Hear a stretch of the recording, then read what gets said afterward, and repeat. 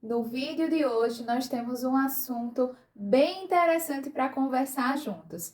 Sabe quando você adoece, vai ao médico, sai de lá com uma receita de um antibiótico, vai na farmácia, compra, e lá na receita está escrito que você precisa tomar 10 dias sem falhar. E aí no terceiro dia você já está se sentindo melhor, já estou bem, não vou mais nem tomar esse medicamento.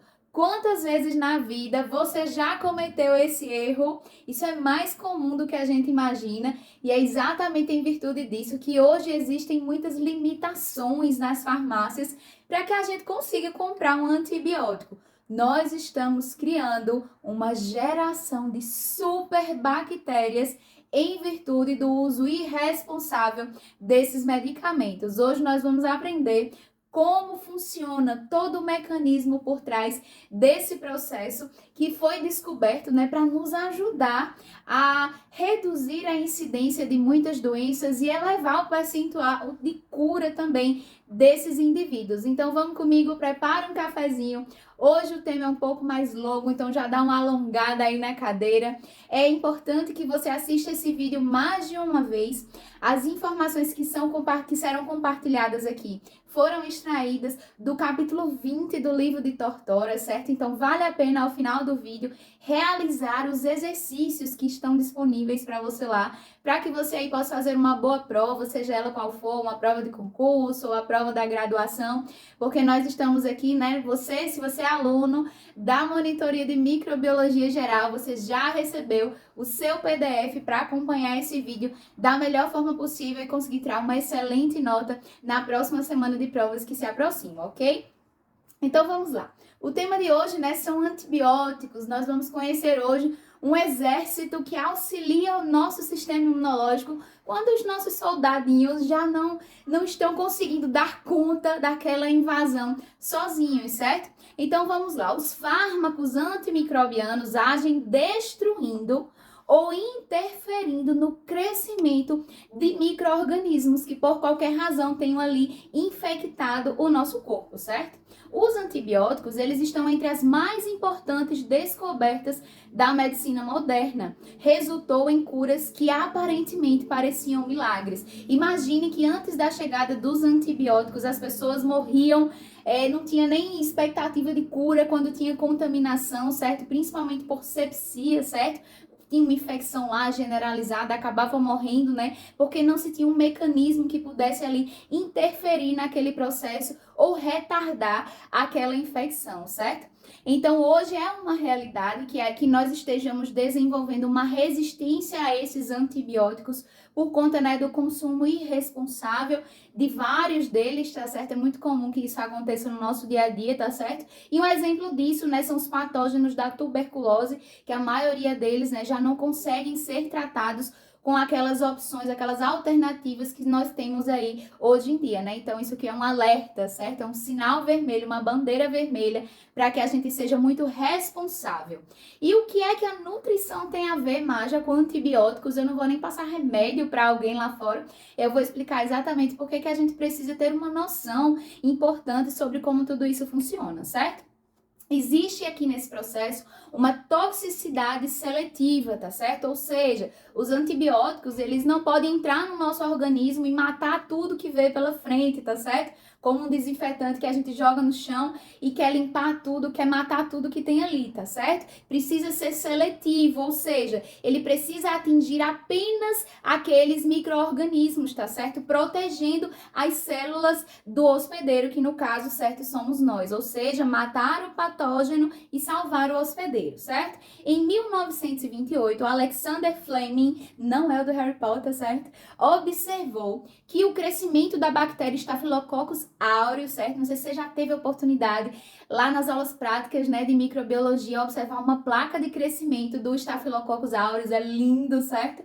Foi inibido em uma área que circundava a colônia de um bolor.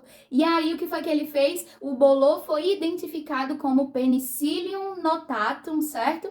E seu composto ativo foi isolado, certo? Eles entenderam, nossa, nessa região aqui o micro-organismo ele não cresceu. O que será que tem aqui que a gente pode utilizar, quem sabe talvez possa ajudar aí no tratamento, né, de doenças. E aí o composto ativo foi isolado, tá certo? E logo em seguida ele foi chamado de penicilina. Então aqui 30 segundinhos de história para a gente entender de onde vem tudo isso e qual é a importância de todos os profissionais, já que a gente entenda um pouco melhor como é que isso funciona, tá certo? Então eles funcionam com um mecanismo, gente, escreva aí, ó, de antibiose. Biose, né? O que é que dá aí um pensamento pra gente, né? De criação, de nascimento, né? Então, é uma antibiose, é um mecanismo de inibição das colônias, certo? Então, assim surgiu o termo antibiótico, certo? Veio de antibiose, substância produzida pelos micro-organismos que em pequenas quantidades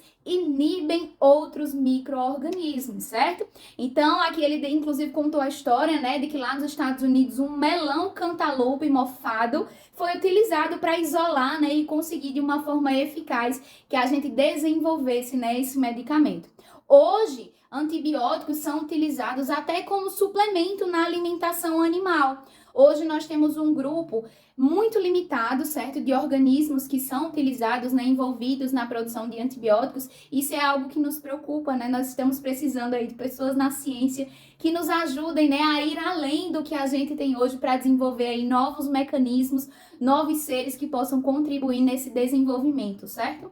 Mais fácil atacar quando o patógeno é procarionte, tá certo? Porque nós já conversamos em algumas aulas anteriores que os seres procariontes, né, eles não têm carioteca, né? O núcleo, ele não existe, né? Então o material genético, ele é disperso ali dentro daquela célula. E por que é mais fácil matar um procarionte? Porque são células diferentes das nossas. Então o fármaco, ele consegue ali diferenciar e matar apenas aqueles procariontes, tá certo? Que são aqueles seres invasores. Quando os seres invasores são eucariontes, assim como as nossas células, a gente encontra um problema, porque o fármaco pensa assim, nossa, e agora eu mato quem? E são tão parecidas, certo? Então a gente coloca aqui, ó, o problema é quando são eucariontes, como fungos, protozoários e helmintos, tá certo? Então o fármaco, ele acaba danificando o hospedeiro. É exatamente por isso que em muitos tratamentos o paciente ele fica tão debilitado, certo? Porque ao mesmo tempo que o fármaco ele precisa lutar ali com aquela invasão, ele acaba danificando, ele acaba destruindo células do próprio hospedeiro, principalmente por essa similaridade morfológica, certo? Então a gente tem dois tipos de antibióticos, certo, gente? A gente tem os antibióticos de amplo espectro, tá certo? E temos os de espectro restrito. Qual é a diferença? É que os de amplo espectro, eles vão atingir ali bactérias tanto gram-positivas quanto gram-negativas. E o de espectro restrito, ou uma ou outra, tá certo? Então, vamos aqui para a nossa segunda parte do nosso resumo, tá certo? Olha só que linda essa imagem que eu trouxe aqui para vocês. Então, vamos lá. O tipo de membrana, certo? Daquele agente invasor ali, dependendo de como é aquela estrutura, a minha estratégia como fármaco precisa mudar, tá certo? Lembrem-se que as membranas das bactérias gram-positivas e gram-negativas, elas são diferentes, elas têm uma composição diferente, né? Umas têm porinas, uma é mais fluida do que a outra, uma é mais proteica, tá certo? Então, outra tem mais lipídios. Então, essa composição, ela vai também ser alterada de acordo com o mecanismo que eu vou usar para matar ali aquele agente invasor. Então, o que funciona para uma não necessariamente vai conseguir funcionar para outra também, tá certo? Então, olha só, os fármacos antimicrobianos têm como alvo determinadas funções essenciais. Eu trouxe esse desenho aqui para que a gente possa realmente gravar na nossa mente todo esse processo. Eu quero que vocês visualizem essa célula bacteriana como uma grande usina de força, tá certo? Vamos dizer que isso aí é uma fábrica, uma grande fábrica, e dentro dessa fábrica eu tenho setores muito bem diferenciados, eu tenho funcionários em cada local ali diferente, né? Uma pessoa vai trazer lá, vamos dar um exemplo, a lenha lá, que vai queimar e depois vai gerar energia que vai movimentar uma certa máquina, e dessa movimentação dessa certa máquina eu vou conseguir criar um produto. Esse produto depois ele vai ser ensacado, vai ser envasado, ensacado, depois vai ser distribuído, estampado. Isso é um processo. E dentro da nossa célula bacteriana é exatamente assim. Então, com essa imagem aqui, ó, vocês vão ver exatamente como é essa usina dentro da bactéria e como é que acontece a ação dos antibióticos dentro dela, tá certo? Não é simplesmente tomar o antibiótico, ele vai lá e ele mata ali aquela célula. Não é assim que acontece. É muito preciso, é muito cirúrgica a ação. Então, nós temos aqui 5 funções essenciais que podem ser ali, né, ter uma intervenção ali do antibiótico. A primeira delas é a inibição da síntese da parede celular. Tá vendo essa primeira setinha aqui em cima, que tem um buraquinho, ó, na minha membrana ali, na minha membrana plasmática? O que é que esse buraquinho quer dizer? Quer dizer que ali houve uma ação, tá certo? De um antibiótico que impediu a formação daquela parede celular. Então, se eu impedir através dessa ação da formação da parede celular, não vou conseguir que aquela célula bacteriana ali, ela sobreviva, certo? E aí a gente pontuou aqui alguns exemplos, mas a gente vai falar mais especificamente sobre cada um do meio para o final do vídeo, tá certo? Mas entendido até aqui? Primeiro mecanismo de ação é impedir essa formação da parede celular, tá certo? Com essa formação defeituosa ou inexistente, eu tiro o que é a funcionalidade daquela célula bacteriana, certo? Vamos acompanhar aqui, ó, no nosso resumo, o número 2, nós temos aqui a inibição da síntese de proteínas. Onde é que tá esse 2? Olha aqui, lá em cima, a segunda setinha. Quando eu venho o DNA, ele vai ler, né, o RNA ali, mensageiro, vai ler aquela mensagem, vai produzir ali, né, que é uma tradução até construir uma nova proteína. Então, um segundo mecanismo onde o antibiótico vai agir é impedindo essa tradução. É como se eu colocasse um pendrive ali no computador, o computador vai ler o meu arquivo e eu quero mandar para a impressora, certo? Então, o que é que nessa função o nosso fármaco vai fazer? Ele vai impedir a impressão de uma nova proteína, certo? Então, essa é a segunda, tá certo? A nível de ribossomos, a gente vai falar um pouquinho mais daqui a pouquinho, ok? Então, o segundo mecanismo onde o antibiótico vai agir é exatamente ali dando problema na impressora, certo? Então, recebeu a mensagem, eu sei o que é que tem ali dentro, sei qual é a proteína, mas eu não consigo imprimir essa proteína porque em algum momento ali os meus ribossomos eles foram atrapalhados, certo? A terceira é a inibição da síntese de ácidos nucleicos, tá certo? Onde é que eu vou encontrar aqui, ó, aqui no meu desenho, nessa parte aqui mais embaixo, vocês estão vendo, ó, que o DNA, ele pode se replicar, tá vendo aqui 2 novas moléculas? Então, esse terceiro mecanismo, o que é que ele vai fazer? Ele vai inibir, ele vai impedir que o DNA, ele se replique, tá certo? Dentro daquela célula. Ali tem escrito, olha, inibição da replicação e transcrição de ácidos nucleicos, tá certo? Então, terceiro momento ali que eu posso atrapalhar aquela minha usina de força é impedindo que o material genético ele seja replicado dentro da célula. Essa é uma terceira via, vamos dizer assim, tá certo? Via de funcionalidade daquele fármaco. O número 4 é a alteração da membrana, tá certo? Lembra, quando a gente estudou bactérias, a gente viu muito sobre isso, né? Qualquer coisa que mexa ali na composição ideal da membrana plasmática da célula, eu posso atrapalhar completamente tudo que acontece ali dentro, né? Então, vocês estão vendo que tem aqui, ó, danos à membrana plasmática. Então, uma das vias, dos meios que o fármaco ele pode agir é exatamente aqui, ó, danificando a minha membrana plasmática a tal ponto que ela perca sua funcionalidade, que ela perca sua mobilidade, que ela perca estruturalmente falando, né, as suas funções, certo? Então, isso aí também é uma via de ação, tá certo? Desse meu antibiótico. Lembra, não é simplesmente jogar uma bomba na célula e matar tudo aleatoriamente. Isso não existe, ok? O antibiótico, ele age de uma forma extremamente inteligente. Ele não é aquele que fica ali na frente da guerrilha, certo? levando bala. Ele é aquele soldado, vamos dizer assim, extremamente treinado, capacitado, que ele atira ali na mira certa.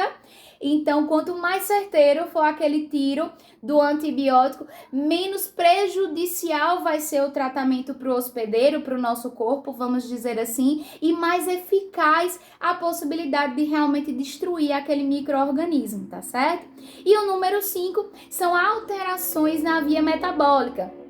Olha como vocês estão vendo aqui que tem uma imagem assim, essa verdinha é uma enzima, tá certo? Dentro da nossa bactéria. E olha só a setinha que tem logo abaixo, inibição da síntese de metabólitos essenciais, né? As enzimas, elas servem para isso, né? Então, esse fármaco, nesta via, vai impedir que as enzimas funcionem, certo? Da melhor maneira possível e que aquela bactéria ali, ela continue, né, infectando, se multiplicando dentro daquele corpo, tá certo? Tem uma observação importantíssima no finzinho dessa folha de vocês, que tem escrito assim, ó, microbiota normal geralmente compete e limita o crescimento de patógenos. Isso aqui, nossa, é a alma da nutrição, né? O quanto a gente deve zelar e cuidar pelo nosso intestino, porque a microbiota normal, ela já tem, né, naturalmente mecanismos para combater invasões patógenas. É por isso que o intestino saudável é aí um bom caminho, né, um bom indício de que a pessoa vai ter qualidade de vida, vai ter saúde, né? Porque o nosso corpo, ele já tem por si só um exército lá prontinho, né, só esperando os invasores para combater. Então, quando a gente preserva, quando a gente tem um intestino saudável, eu tô garantindo que eu vou ter uma resposta imunológica melhor, que se eu adoecer eu vou me recuperar mais rápido, tá certo? E que os danos daquela invasão, daquela infecção serão, né, os menores possíveis, ok?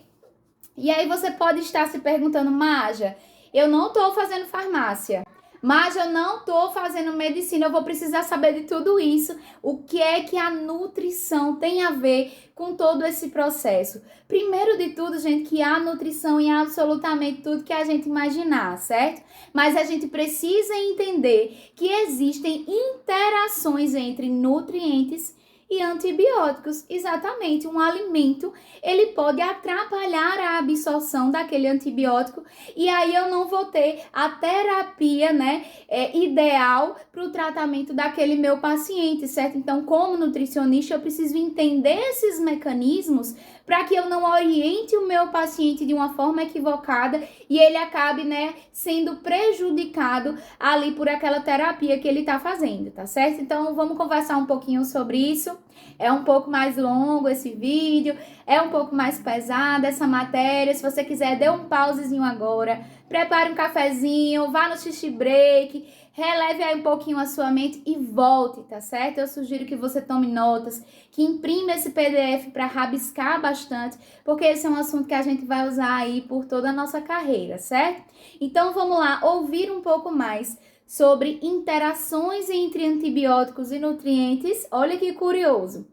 Existe uma possibilidade de alterações na farmacodinâmica ou na farmacocinética da droga ou do nutriente, quando o medicamento é administrado juntamente com o alimento, certo? Esta ingestão pode alterar o estado nutricional ou a resposta terapêutica, sendo definida a interação fármaco-nutriente. Então, realmente, esse assunto a gente precisa entender, tá certo? O fármaco, ele passa por 3 estágios no nosso organismo, desde o momento ali que eu faço a ingestão, tá certo? Até que ele seja completamente absorvido pelo meu organismo. Então, o primeiro estágio é exatamente esse, é o estágio farmacêutico, certo? O segundo estágio é o fármaco cinético, tá certo? Que inclui o quê? Inclui a absorção, distribuição, metabolismo ou biotransformação e excreção, certo? Isso aí é a farmacocinética, é o conjunto de movimentos que o fármaco vai fazer dentro do nosso organismo. E o terceiro é o farmacodinâmico, tá certo? Olha só, o insucesso terapêutico se dá quando o nutriente retarda ou diminui a absorção da droga, acelera o metabolismo ou ainda influencia na interação farmacodinâmica, certo? Vamos entender bem direitinho. Como é que eles interferem, certo? Modificam o pH do conteúdo intestinal, velocidade do esvaziamento gástrico. Vamos dar um exemplo? Uma alimentação rica em fibras, ela deixa o esvaziamento gástrico mais rápido ou mais lento? Mais lento, né? Porque aquela digestão vai demorar um pouco mais. Então, é possível que o simples fato daquela alimentação naquele momento ter sido rica em fibras, que isso retarde ou acelere, certo? Essa absorção, isso é só um exemplo, tá certo? Alteração do pH, tomar leite ou não tomar leite antes de tomar o medicamento. O leite vai alterar o pH, concorda comigo? Então, tudo isso aí faz parte, né, dessa importância de entender um pouco mais essa interação. Vamos lá. Aumento do peristaltismo, tá certo? Que são, ó, os movimentos, certo? Do nosso intestino, né? Das nossas microvilosidades intestinais, certo? A quantidade e o tipo de alimentação ingerida pode diminuir, retardar, aumentar ou ainda não afetar a absorção da droga na presença do alimento no trato gastrointestinal, certo? Foi exatamente o exemplo das fibras que a gente acabou de falar agora.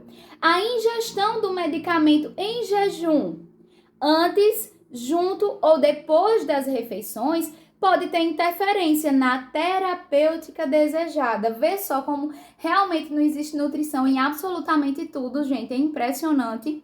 Então, o que é a antibiótico terapia? Olha aqui esse nome bonito aqui. Olha que interessante. Objetiva, manter uma concentração suficiente do fármaco no organismo para inibir ou matar as bactérias no local da infecção durante o intervalo das doses. Então, quando a gente começa a tomar antibiótico, que a gente esquece o horário, que a gente pula uma dose, a gente está impedindo que aquele fármaco ele entregue o que ele precisa entregar. Ou seja, entre uma dose e outra, precisa se manter ali um nível mínimo do fármaco na nossa corrente sanguínea para que ele continue ali aquele combate, tá certo? Com o micro-organismo. Se eu esqueço ou se eu bagunço aí os meus horários, é possível que em algum momento entre uma dose e outra, esse nível ele fique abaixo do mínimo. Ou seja, eu não vou conseguir matar, eu não vou conseguir entregar aquele processo como tem que ser, e é por isso que muitas vezes a gente, às vezes,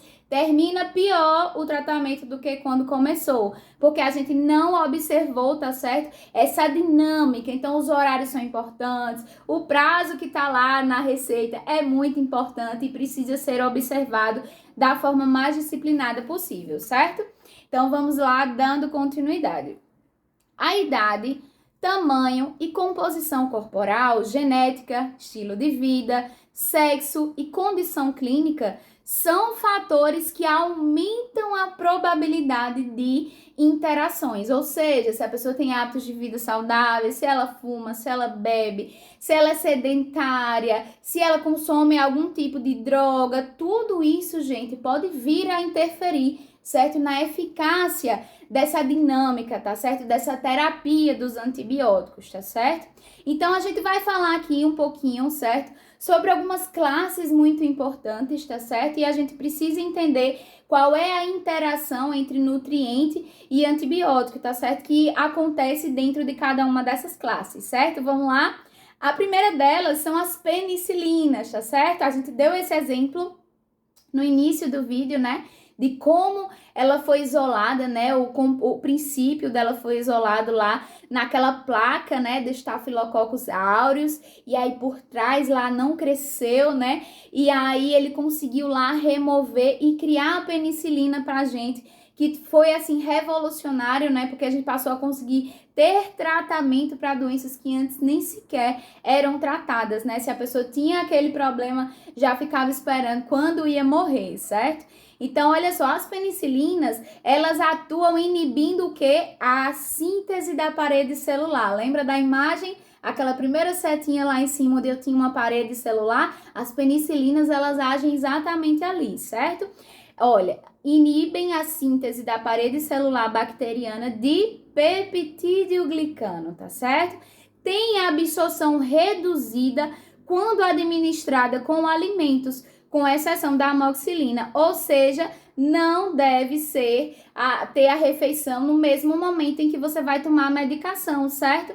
Interação com leite não possui importância clínica. Vocês vão ver que todas as classes eles vão pontuar sobre o leite e se há alguma redução da absorção ou retardo da absorção quando a pessoa se alimenta juntamente com o medicamento, certo?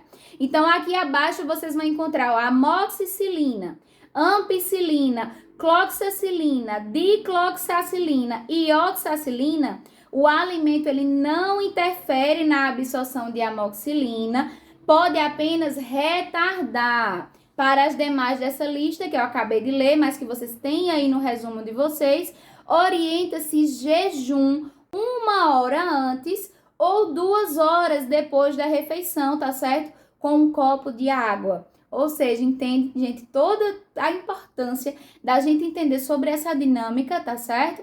Então, a gente tem agora as cefalosporinas, tá certo? Classificadas por gerações, divididas em 4 grupos, preferencialmente longe das refeições, porque o alimento retarda a sua absorção, certo? As tetraciclinas agem na subunidade 30S dos ribossomos. Mas o que danada é? Subunidade 30S dos ribossomos. Imaginem os ribossomos como um exército de soldadinhos proteicos, certo? Eles fazem a leitura de uma mensagem e eles auxiliam no nascimento, vamos dizer assim, de novas proteínas, tá certo? Então, nesse caso aqui, o fármaco vai impedir que o ribossomo ele realize aquela função, tá certo? E aí, olha só, ele quela o cálcio se for ingerido concomitantemente. O que é isso, gente? É deixar o cálcio numa forma em que ele não consegue ser absorvido pelo nosso organismo, tá certo? É por isso que a observação da tetraciclina o leite afeta a absorção da tetraciclina, certo? Pois ele eleva o pH do estômago, dissolve os comprimidos com revestimento entérico. Mas o que é revestimento entérico? É um tipo de cápsula, é um tipo de revestimento que foi feito para estourar, para ser absorvido apenas nos intestinos, tá certo? Causando o quê? Irritação gástrica. Por quê? Porque ele foi dissolvido, gente, antes da hora. Entende como o pH, a alimentação, tudo acaba interferindo nesse processo. Então, leite e suplementos ou vitamínicos minerais, eles não podem ser ministrados ali concomitantemente ao fármaco, tá certo?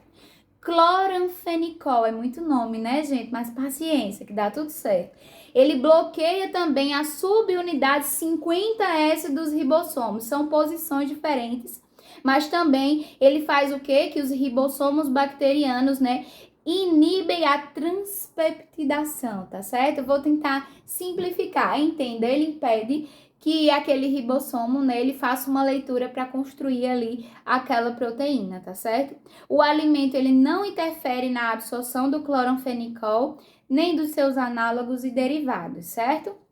É muito importante que vocês tomem notas, certo? Para entender um pouco mais. Tem muitas questões nos exercícios do livro de Tortora que ele vai exatamente diferenciar essas classes. Então, para ajudar a gente a gravar melhor, certo? Entendam o mecanismo, não só a decoreba, vou decorar o nome para saber o que ele serve. Senão, depois da prova, você não vai nem lembrar o que você estava estudando, certo? E aí, a gente vai para a classe dos macrolídeos, certo? Olha só, agem ligando-se reversivelmente às subunidades ribossômicas 50S das bactérias, inibindo o que, gente? Síntese proteica, atuando sobre a translocação, sendo agentes bacteriostáticos, certo? Ele vai bloquear ali todos os movimentos, certo? E aquela bactéria não vai conseguir exercer as funções para as quais ela gostaria, tá certo?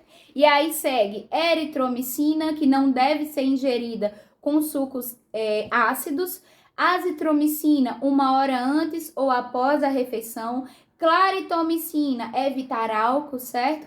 sulfonamidas interferem na síntese do ácido fólico, pois são análogos estruturais e antagonistas competitivos do ácido para-aminobenzoico, PABA, tá certo?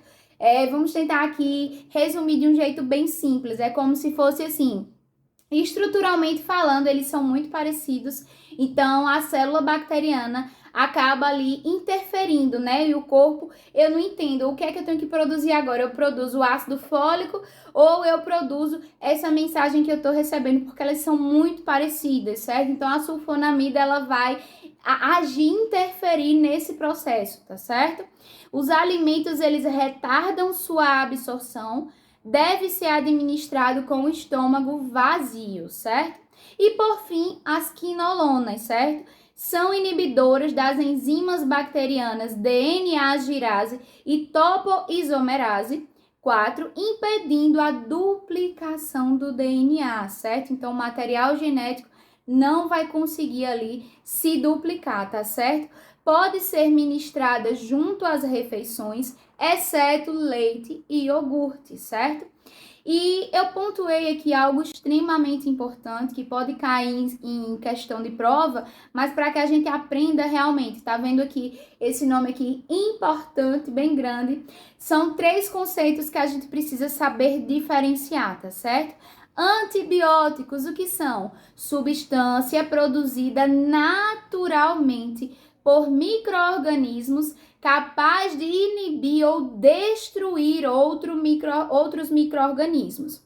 O que é antimicrobiano? É uma substância que pode ser natural ou química com ação inibitória contra bactérias. Isso é antimicrobiano. E quimioterápico? Substância sintética com ação inibitória contra micro-organismos, vírus ou células neoplásicas, certo? É muito importante que a gente saiba diferenciar, porque não é a mesma coisa, certo? Então eu sugiro que você possa assistir esse vídeo aqui pelo menos umas 2, 3 vezes. Abre o livro de Tortora no capítulo 20, resolve os exercícios que estão lá, certo? Busca entrar no YouTube, tem muitos vídeos, inclusive vídeos de ensino médio, ensinando um pouco sobre os antibióticos, também vídeos de graduação, que vão ajudar a gente a diferenciar essas classes de antibióticos, mas que a gente entenda exatamente a importância de saber sobre a interação nutriente e fármaco, para que a gente não atrase, não reduza aquela absorção e o meu paciente ele tenha o melhor resultado possível com aquele tratamento, certo? Eu espero que esse vídeo tenha te ajudado a clarificar um pouco a sua mente sobre esse tema que é tão importante. E no mais, eu me coloco à sua disposição. O meu Instagram tá aqui na legenda e aproveita para compartilhar muito esse vídeo, combinado?